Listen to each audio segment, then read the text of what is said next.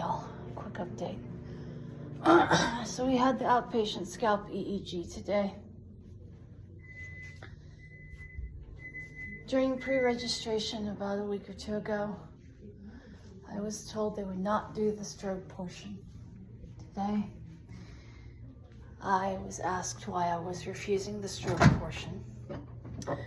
I said I was not refusing the stroke portion. I was told it was not going to be done, as I could not see it, and that if they did try it, or even try to expose my eyes to ambient room light, we would end up with a problem, as I would start having simple partial seizures, more commonly called petit mals.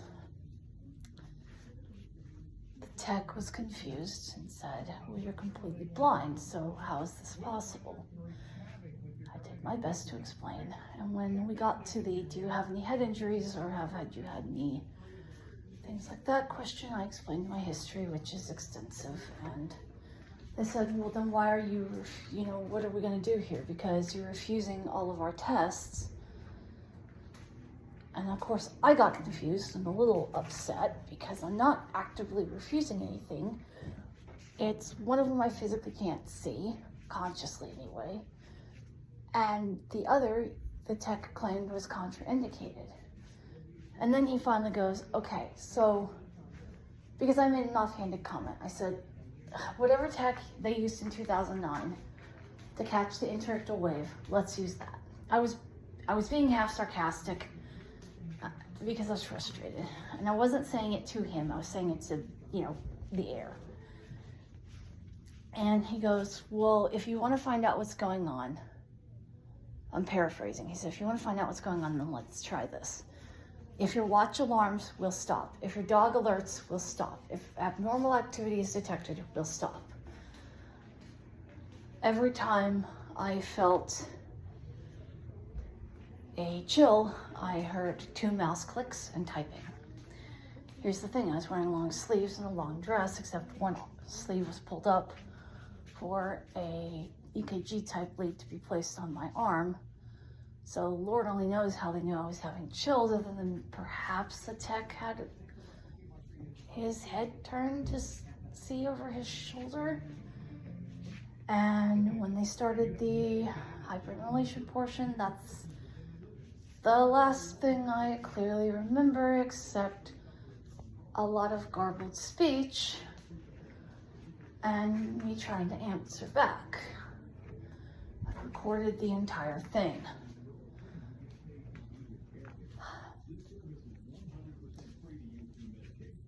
I also remember faintly hearing my watch go off a few times. The trip home was also bad. But of course, there's nothing we can do because complaints will be ignored, quite literally. So many complaints have been filed against this company and this driver that there's literally nothing that can be done. They ignore all complaints. And right now, going to Canada does not seem to be the option.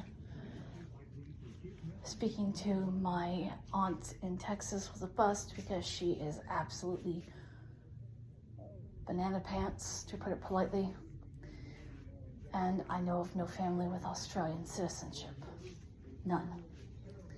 I don't know of any family with British or Scottish citizenship, so I'm screwed. I don't know what to do, because here in the state of Missouri, if you need pain management or palliative care, especially pain management, they force you to go through the following pathway. Especially if you have what I have, which is broken hardware, degenerative disc disease, and God knows what else. And scoliosis and whatever the word is. Screwed up bone, basically crumbled bone and stuff in your back, and disc. They make you go through physical therapy, spinal injections, which those first 2 would absolutely ruin my back, further surgery, which my back would reject the hardware. I would be bedridden for approximately a year, and they would not cover anything related to that I know of. Or if they would, it would be very minimal, and they would put me in a rehab facility.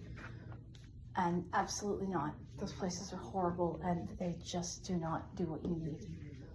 Or if they do, it's minimal. They would take my service dog away because I would have to be able to completely care for her. And if I'm laid up in bed on a 1-year basis, that's not happening. The way that they want to fix my back is to put a cage, more screws, and more hardware in. My back has already rejected the hardware that I have, as the top 2 screws and the top half of the graft broken.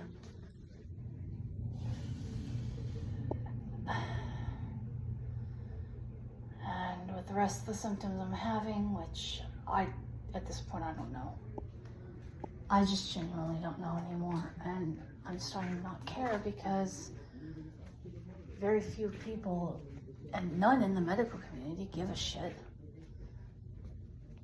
They're just telling me that it's all fine and to just quite literally shut up about it.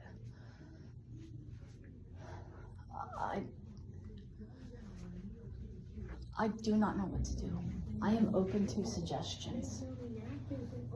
Barnes Jewish is the next option we have here in Missouri. But I don't even think they're gonna listen, because they're gonna look at my notes from Mercy and Cox and just flat out tell me it's all psychological.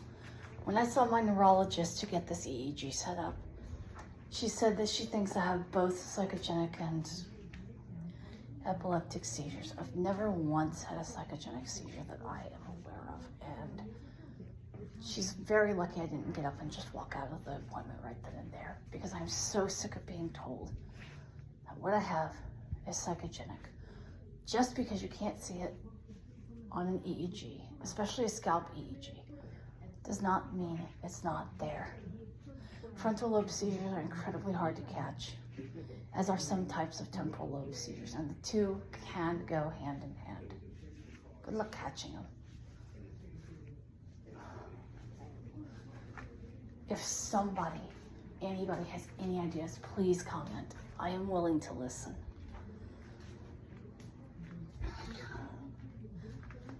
Lately, my lab counts have been off.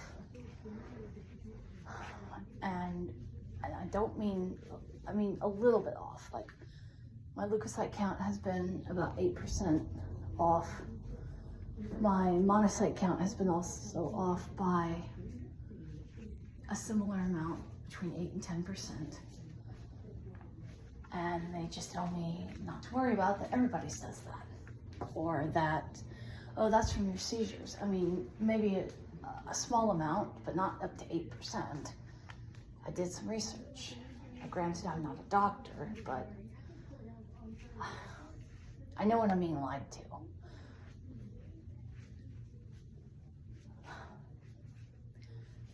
They keep brushing my concerns aside like I'm stupid, or like I'm developmentally disabled. And they also tell me that I'm basically overreacting. I've had multiple therapists, at least 2, ask me why I'm in their office and why I'm not in the doctor's office.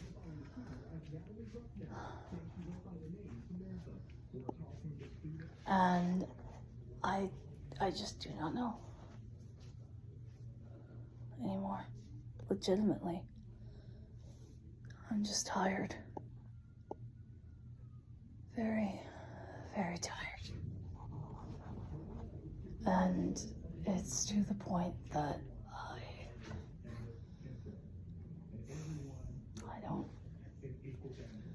I barely have the energy to get up out of bed, and even lying in bed most of the day, I'm burning 3,000 calories a day.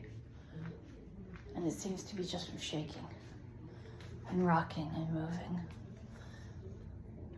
I get up, let's see.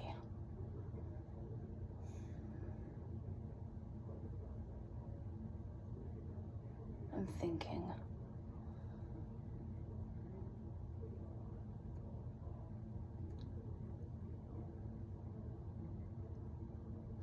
I get up 4 or 5 times a day to take the Blair dog out. That wears me out, and it's not her fault, it's mine. I can eat maybe once every 36 to 48 hours if I'm lucky, and it's around 700 calories, if that. And I'm throwing up a good portion of what I do eat or drink. I'm also getting disoriented in my own living room sometimes. I get stuck between the living room and bedroom and have to grab a wall and figure out which side of it I'm on, which is not okay. This does not mean that going into a home is an option, because they will just stick me in a room, do no or minimal monitoring, give me my meds at the wrong time, force feed me if I cannot or do not eat, and basically not allow me to have any kind of privacy or allow me to have, basically I would be stuck in a room about the size of this bedroom or my living room. That'd be about it. I wouldn't be able to have music, which right now is a bit difficult because my brain can barely tolerate any kind of drum beats. The most I can tolerate at an extremely low volume is something like, I'm trying to think of an American equivalent.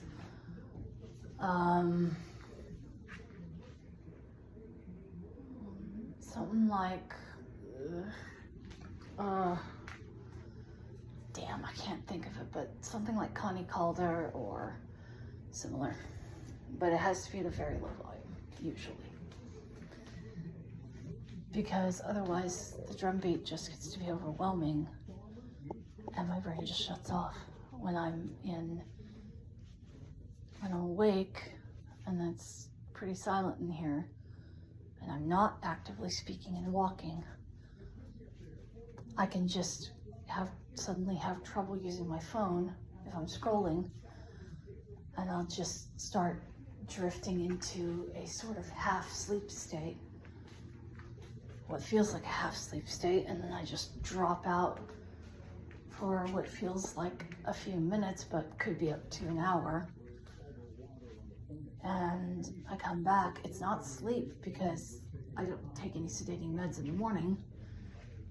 It could be from my sleep cycle being so screwed because I have to wake up every few hours to charge my watch because of the C's alarm app. My watch is not lasting very long because it's a very old Apple Watch. It's a Series 4. I can't afford a new one. And I can't get anyone to do crowdfunding, because if you have a legitimate need on crowdfunding, you don't get anywhere. If you are a scammer, you get everything you need through crowdfunding.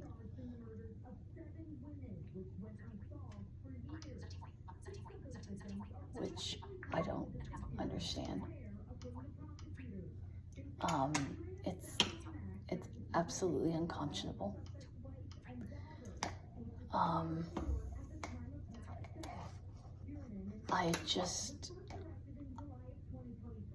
I have so many questions as to why things happened the way they did, but I know I will most likely never receive answers, so.